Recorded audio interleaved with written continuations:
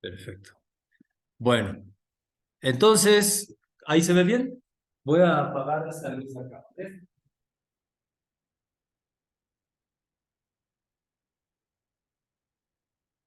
Ok, entonces, pues matrices aleatorias. Y ahorita lo que vamos a dar algunas motivaciones. Pues primero que nada, ¿qué es una matriz aleatoria?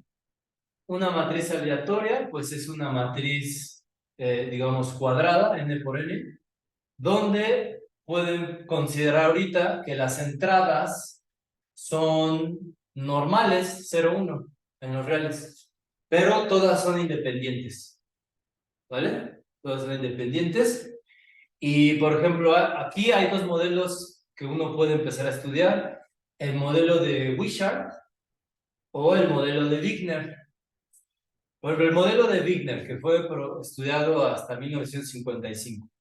Este modelo de Wigner pueden agarrar su matriz aleatoria, donde todas son independientes, y formar esta nueva matriz, que es la matriz más su transpuesta entre dos. Entonces, esta matriz sigue siendo aleatoria, ¿están de acuerdo? Y es simétrica. Como es simétrica, sus eigenvalores, ¿dónde viven? Son reales. Son reales. No es positiva definida necesariamente, pero son reales. Entonces, ¿cómo ven? Está sencilla, ¿no? El modelo de Wigner. Este lo estudió el profesor Wishart, fíjense, en 1928. Yo me puse a investigar, resulta, el profesor Wishart era un profesor inglés y desafortunadamente vino a México, a Acapulco, y falleció en Acapulco. ¿Ustedes creen que feo, no? Bueno, pero él era de estadística, él estaba en el tema de estadística, fíjense, ¿eh? ¿En qué año?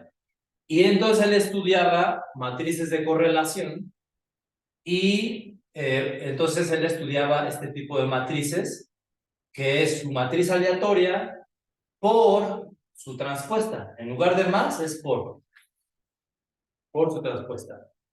Esta matriz sigue siendo simétrica. Entonces, sus eigenvalores siguen estando no reales. ¿Okay? Entonces, son dos modelos importantes. Va a haber más modelos, pero aquí hay dos modelos importantes en diferentes épocas y tal vez con diferentes objetivos. Uno era de estadística, otro era de físico-matemático. Entonces, pues, en los dos casos les interesa estudiar eigenvalores y aquí, ahora sí que conectándolo luego con lo de álgebra C estrella, si se dan cuenta, aquí tengo dos funciones, P1 y P sub 2, y estas dos funciones son agarrar ¿eh? ¿Qué dije? No, La matriz sí, pero iba a decir mi elemento del álgebra y multiplicarlo por su conjugado, o sumarle su conjugado. O puedo hacer combinaciones lineales de estas dos operaciones. Y en estas combinaciones lineales, preguntar por las eigenvalores y el comportamiento asintótico. Pero así de volada uno se da, o sea, Voikolevsky fue lo que se dio cuenta. Ahora, yo al principio les decía que estas entradas podrían ser normales 0,1, los reales. Pero también pueden ser normales en el plano complejo. Una variable normal en el plano complejo. Su densidad de una variable normal en el plano complejo, ¿alguien la ha visto? Me parece que es algo así, a ver si no me equivoco. Es e a la menos el módulo del argumento al cuadrado entre 2pi, o creo que entre pi nada más.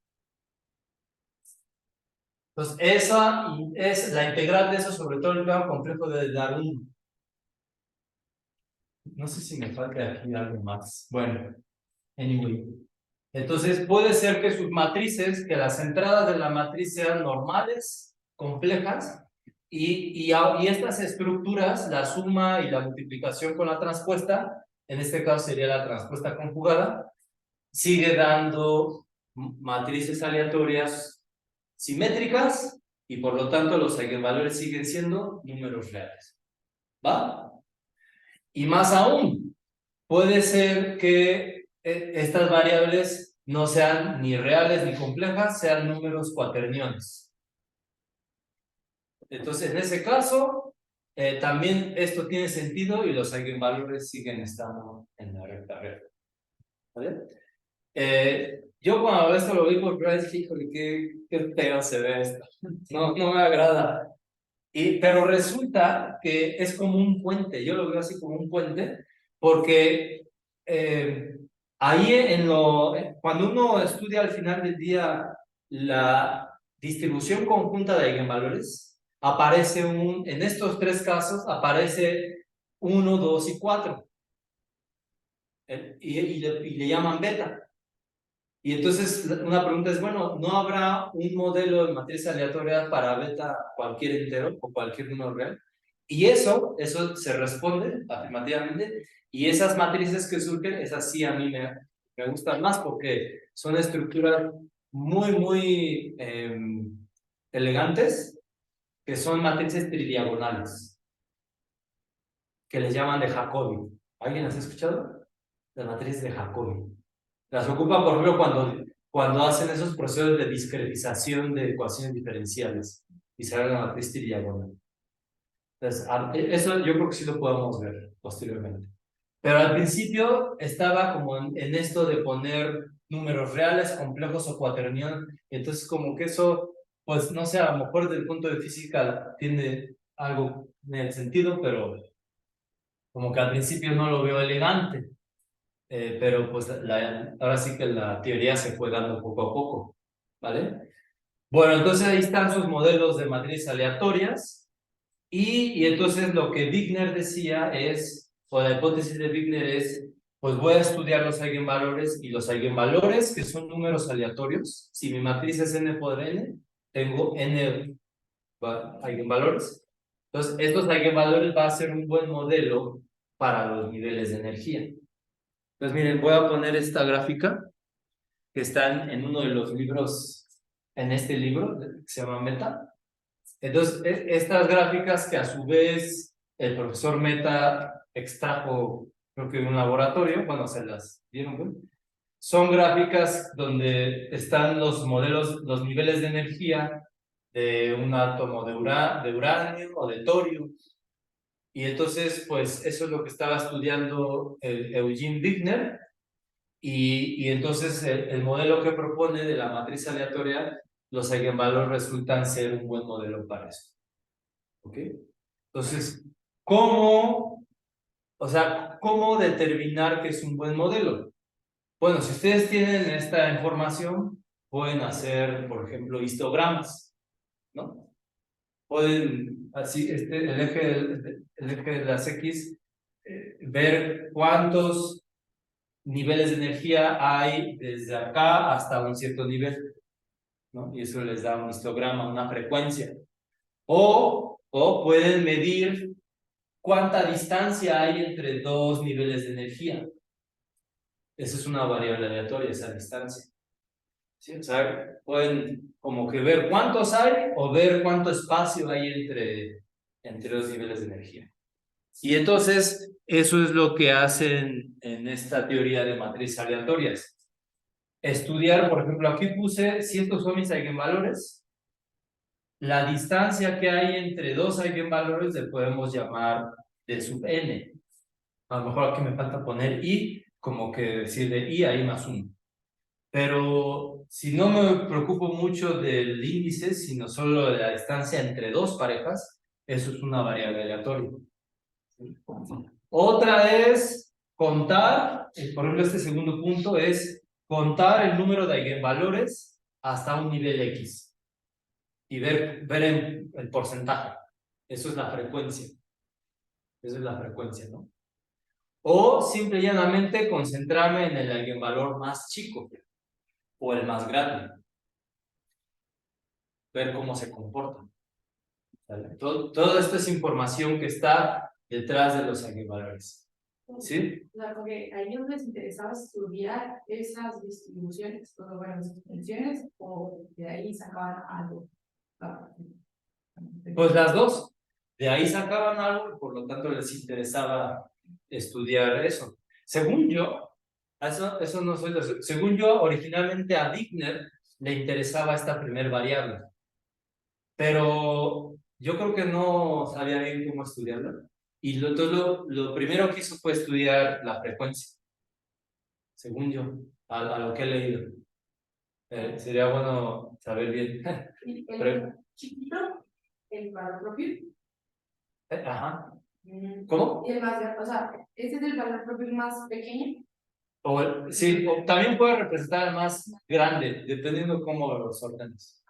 Sí, cualquiera de los dos. Es que, curiosamente, fíjate, en este modelo, si las entradas son reales, si haces esta construcción con su transpuesta, como que están alrededor del cero los eigenvalores y más o menos en la misma proporción de un lado del otro. Pues como que el máximo se va a comportar parecido al mínimo. Hay cierta simetría. Entonces, si estudias uno, estudias el otro. ¿Ah? De hecho, cuando veamos qué pasa en el límite con la frecuencia de estos modelos, vamos a ver cierta simetría alrededor del cero. ¿Va? Entonces, pero bueno, el chiste es que según yo, esta variable, la distancia entre dos de ellos, es como lo más relevante. Profesor Eugene Wigner. Hola, Víctor. Aquí sigo. Se desconectó, ¿ah? Sí. Bueno, entonces, fíjense, bueno, pero entonces fíjense lo que ocurrió.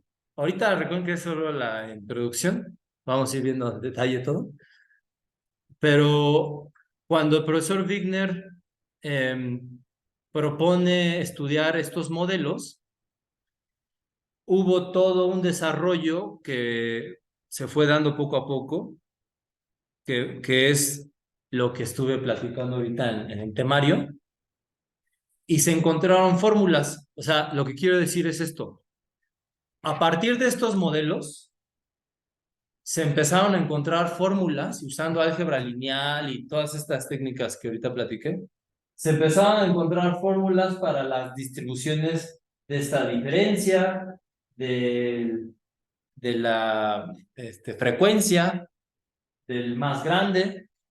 Se empezaron a encontrar fórmulas con toda esta tecnología pues, que se supone que vamos a ver aquí. Y entonces, una vez teniendo esas fórmulas, se pudieron comparar o cotejar con lo que uno observaba en algún fenómeno físico o matemático. Ahorita vamos a ver. Sí, o sea, una vez que tú tienes una fórmula, puedes ya compararlo con lo que tú observas. Puedes decir, bueno, voy a agarrar mis datos de estadística, voy a hacer un histograma ahí con la computadora y voy a compararlo con mi fórmula que tengo explícita, las voy a juntar, a ver si se parecen. Entonces, por ejemplo, en este experimento, una vez teniendo las fórmulas, ahorita todas las escribo, esto tiene que ver con el espacio entre lo que llaman el espacio entre resonancia de energía nuclear. Y entonces uno hace experimentos de este tipo, uno hace un histograma, aquí a lo mejor se alcanza a ver.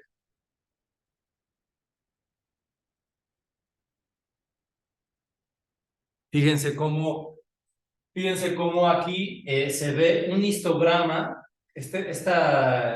escalones, es el histograma del experimento que surge detrás, que está detrás.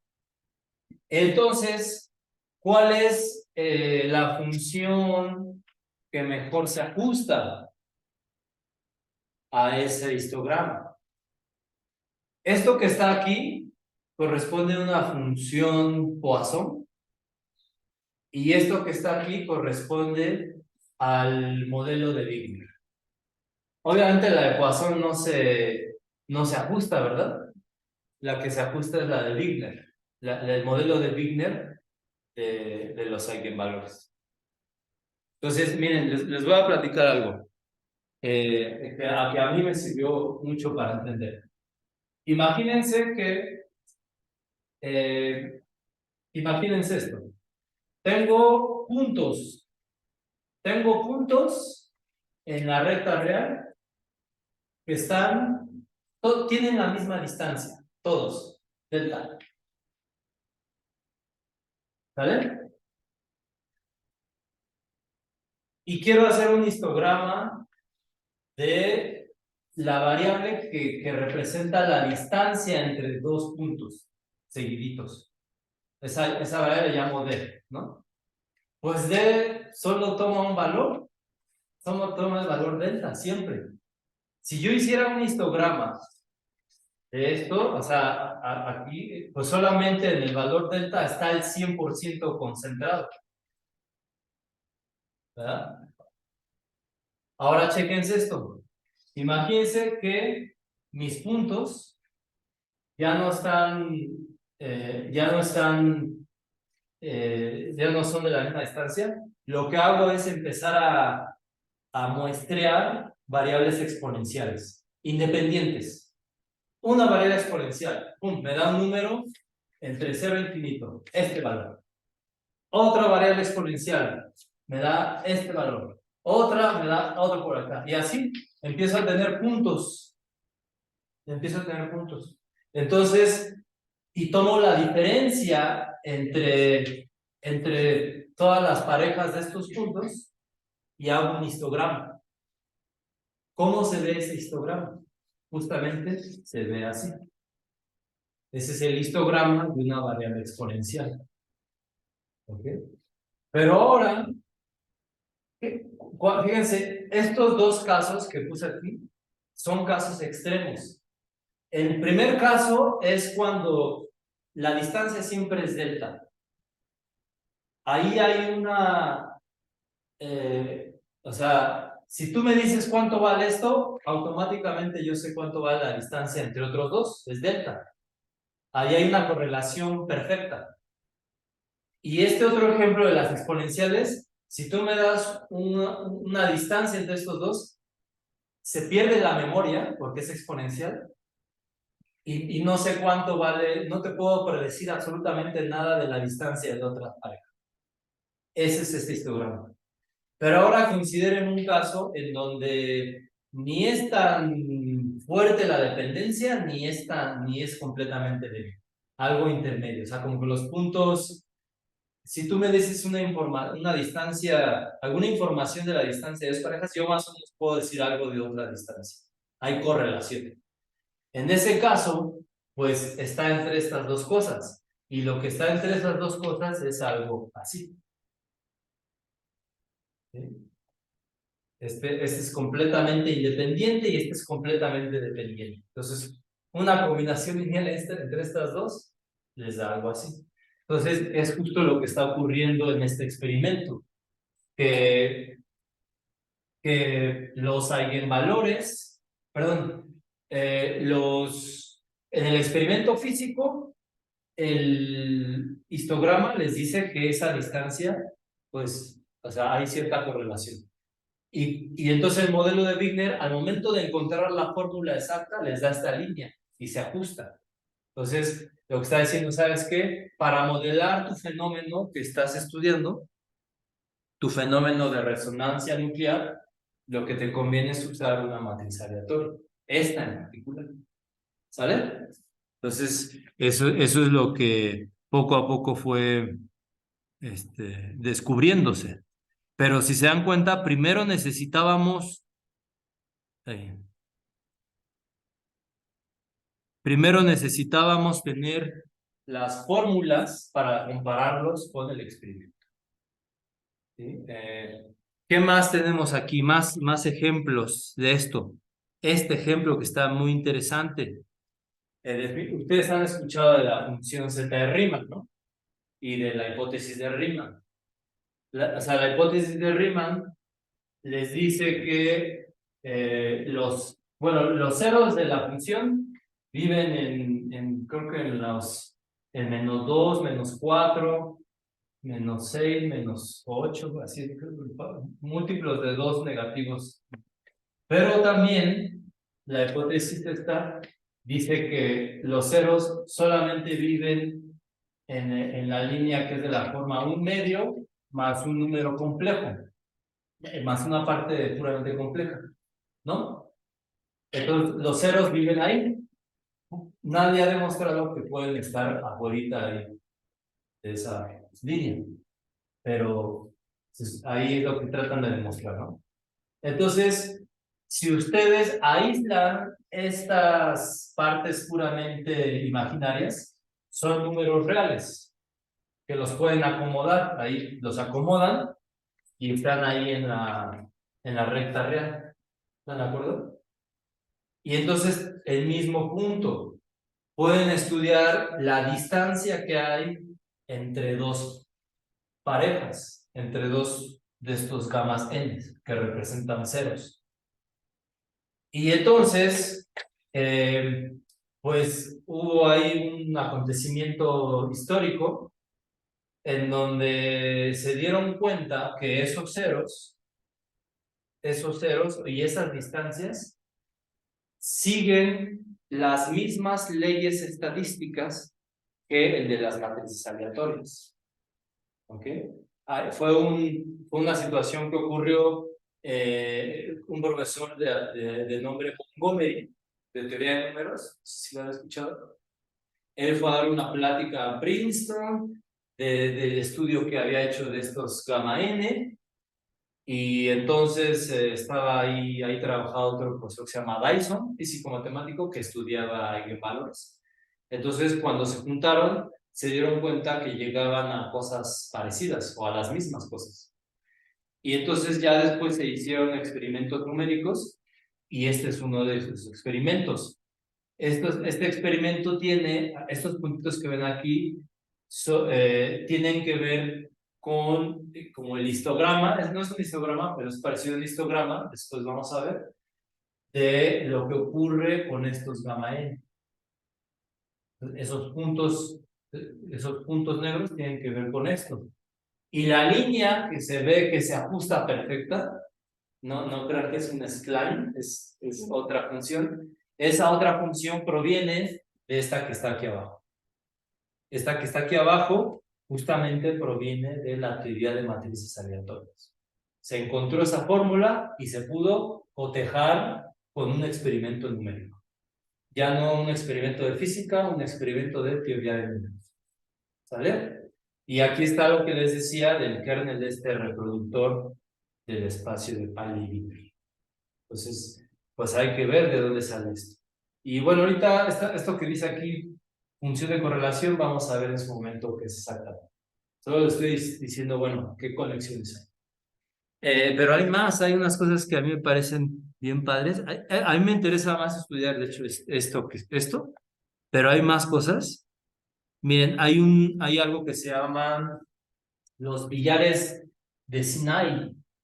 Los billares de Sinai. Entonces, ¿qué es un billar de Sinai? ¿Alguien lo ha escuchado?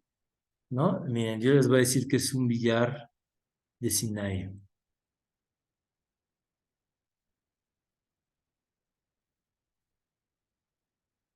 Sinai Billard. Esto en Wikipedia. Es algo que tiene que ver con sistemas dinámicos. ¿Vale? Entonces, esto que está aquí, esto del lado derecho, ese es un billar clásico, donde tienen ahí un estadio y tienen la pelotita esta rebotando a la bola de billar, ¿no? Entonces, este sistema eh, es un sistema caótico. Caótico quiere decir que como que las trayectorias son como impredecibles, algo así. Pero hay otros ejemplos, por ejemplo, acá hay otro dibujito bien bonito. Ajá, bien. Este billar de Sinai, donde, bueno, no es una mesa de billar, pero es un cuadrado con allá adentro una bola y ahí va rebotando en esa área la esferita, ¿cómo se llama? La bola de billar. Entonces, en ambos casos tienen un sistema dinámico. ¿Están de acuerdo? Como sistema dinámico se puede describir por medio de unas ecuaciones diferenciales con condiciones en unas fronteras. Entonces, unas ecuaciones diferenciales con condiciones en frontera y con eso caracterizan al sistema caótico, al sistema dinámico. ¿Ok? Entonces, una pregunta es, ¿cuál es el conjunto de eigenvalores o el espectro de este sistema dinámico? El espectro del sistema dinámico les da información del sistema dinámico. Eso, pues, a veces es bien difícil calcularlo analíticamente.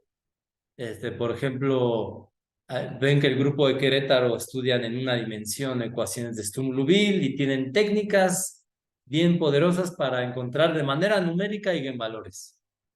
Pues aquí también hay técnicas numéricas o analíticas, pero eso es más raro, pero al menos numéricas, hay técnicas numéricas para encontrar los eigenvalores de estos sistemas dinámicos que en particular son sistemas caóticos.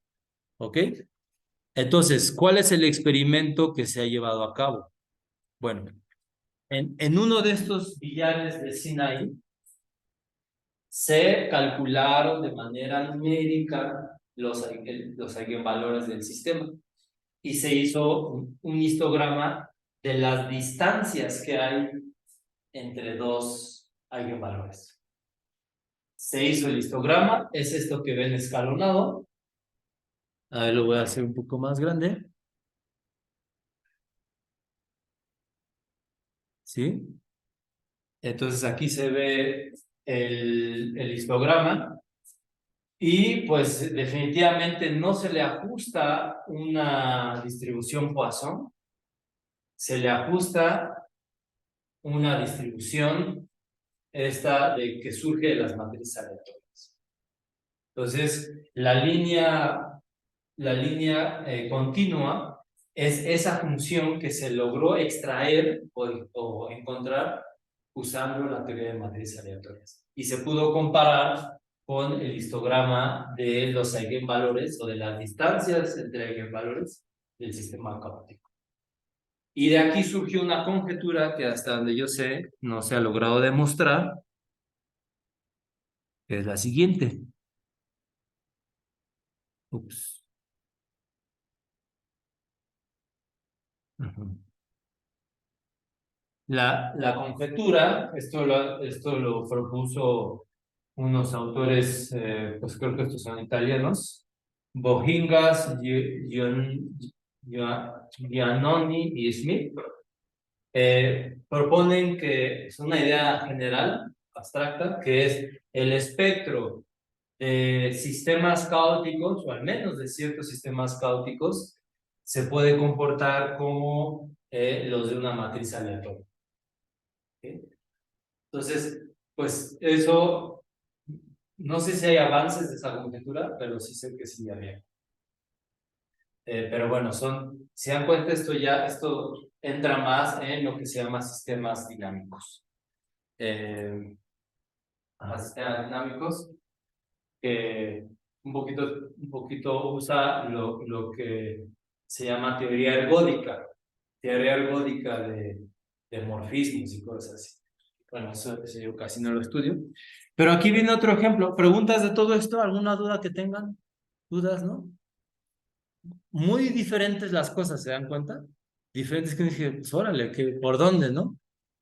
Entonces, ahora viene un ejemplo que también es muy interesante y que también marcó este ejemplo que voy a poner como que marcó un antes y un después de la teoría de matrices aleatorias. Este ejemplo se dio eh,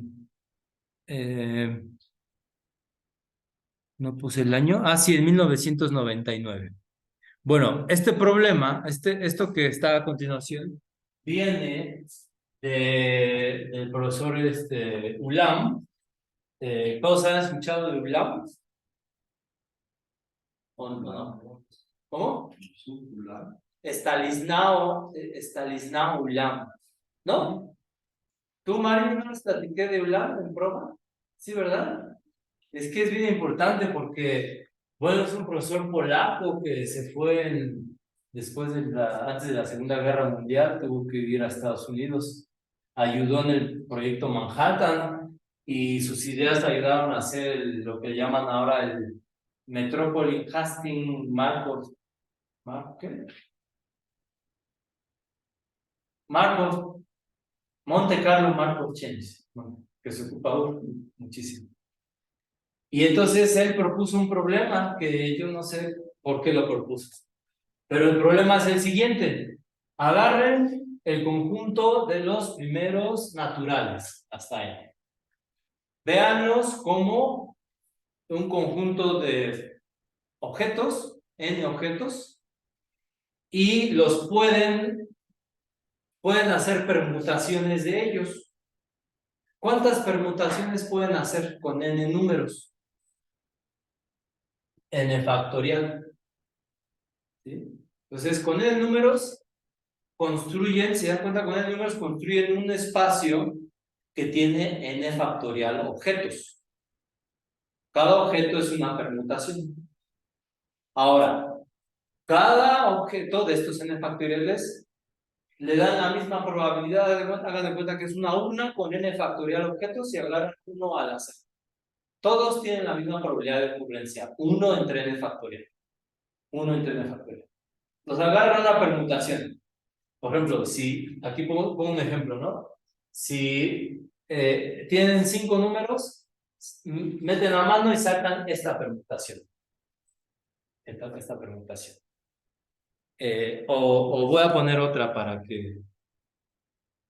Voy a poner otra para que también... voy a poner otra permutación aquí que agarré aleatoriamente. Voy a poner la 5, 1, 2, 3, 4. ¿Vale?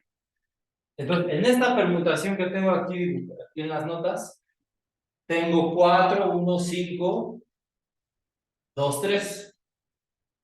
En esta de acá del pizarrón tengo 5, 1, 2, 3, 4. En esta del pizarrón tengo dentro de esta permutación tengo una sucesión de números seguidos que es de tamaño 3, porque son 3 seguiditos. Ah, no, 4. Bueno, entonces otra puede ser 4, 1, 2, 3, 5. Sí, aquí nada más es de 3. Entonces, en la de las notas, la más larga es de 2. ¿Ya vieron?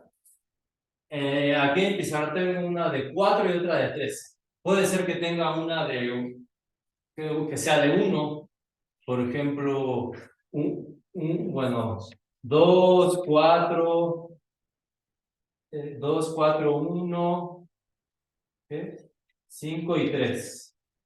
Ahí solo la más larga es o 2, o 4, o 1, o 5, o 3. ¿Vale? De 1. O sea, lo que quiero decir es, la subsecuencia más larga, pues va a ser de tamaño 1 o de tamaño 5. De 1, 2, 3, 4 hasta 5, ¿no?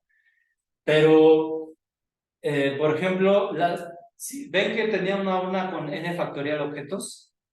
De todas las permutaciones, cuando vea la subsecuencia más larga, ¿cuál tiene más probabilidad de ocurrencia?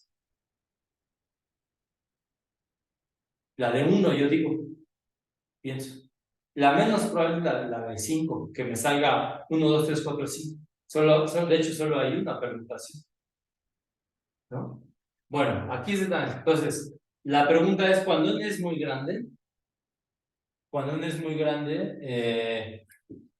¿cuál es la distribución de esa subsecuencia más larga? Que es una variable aleatoria que va de 1 a n. De 1 a n. Entonces, conforme n se va a infinito, ¿cuál es la distribución de esa longitud? ¿Sí? O sea, aquí se llama, para cada permutación, forman una variable que se llama L sigma n, que es la subsecuencia más larga. Subsecuencia más larga. Entonces, esta es una variable aleatoria que va de 1 a n. Pues, ¿cuál es su distribución? Y resulta que en este año, estos profesores, Dave y Johansson, demostraron algo como un teorema central del límite. Aquí falta, no puse, pero hay que hacer un rescalamiento. Pero lo que tengo aquí, si dan cuenta, es el número de permutaciones donde la longitud más larga es menor que k. Esto, ¿cómo le llamamos? La frecuencia. Y si lo divido entre n factorial, pues es la probabilidad de ocurrencia, ¿no? La distribución. Entonces, en el límite, cuando el n se va a infinito, esto va a converger a una distribución que surge de las matrices aleatorias, que surge precisamente del eigenvalor más grande, o el más chiquito, porque hay como cierta dualidad. Pero bueno, es del más grande. A esto le llaman la distribución F2 o la distribución de Tracy-Witten. Y se tiene de manera explícita. No la puse aquí, pero se tiene de manera explícita. Entonces, esto, si se dan cuenta, en el temario está el puro final, casi el final, ¿no? Que ocupa los determinantes de Fredholm. Bueno, entonces, como estos profesores ya tenían esta fórmula, pudieron hacer un análisis para demostrar esta convergencia. ¿Ok? Solo que ahí, bueno, yo nunca he visto la demostración, la verdad, nunca he visto la demostración de esto. Si quieren lo podemos intentar ver aquí. Ocupa técnicas de determinantes de Toeplitz, pero ocupa esta fórmula bien bonita, se llama la fórmula de Hessel, donde, ¿qué es esta L?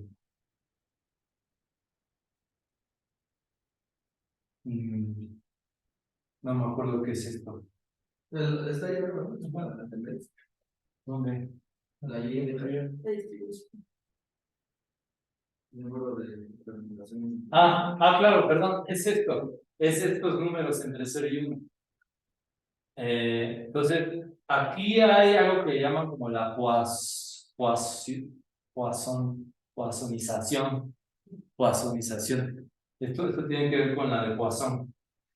Entonces, esta fórmula se puede escribir como el determinante de una matriz de Toeplitz con este símbolo.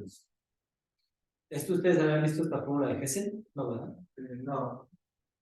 Y entonces, como este profesor Whedon pues, era o es experto en determinantes de Toeplitz, pues pudo analizar asintóticamente esto y darse cuenta que se obtenía esta distribución de Tracy-Whedon.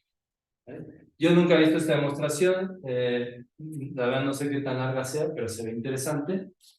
Ocupa algo que sí sé que está en algunos libros que se llaman métodos de Stiepel-Thiessen y el problema de Riemann-Hilbert. Esto aquí la verdad no lo vemos en este curso. Yo esto lo he intentado estudiar y la verdad no lo entiendo al 100%. Se me hace complicado. Pero al menos pues uno trata de ver de dónde surgen estos límites. Entonces, ¿cuál es la moraleja de esto que estoy platicando ahorita? Definitivamente la moraleja es que las fórmulas que se han descubierto en la teoría de matrices aleatorias han podido encajar en diferentes contextos. Esa es la moraleja, ¿no? Entonces, ¿por qué estos diferentes contextos al final convergen o están dentro de este ámbito de matrices aleatorias? Pues porque son cosas que suceden de manera universal, así como la distribución normal, que surge de varios fenómenos, pues las distribuciones que están detrás de los eigenvalores de las matrices aleatorias, pues también surgen de estos diferentes modelos o diferentes ámbitos, tanto desde el punto de vista físico como desde el punto de vista matemático. ¿Vale? Yo me acuerdo que hace un tiempo leí un artículo que se hizo de los autobuses o las micros, que les llaman, que hay en la ciudad de Cuernavaca. Es un estudio que hicieron ni siquiera unos mexicanos, unos profesores creo que polacos. Y entonces, los autobuses, las micros, si ustedes las ven así en la línea recta, son como puntos y no van espaciados de la misma manera.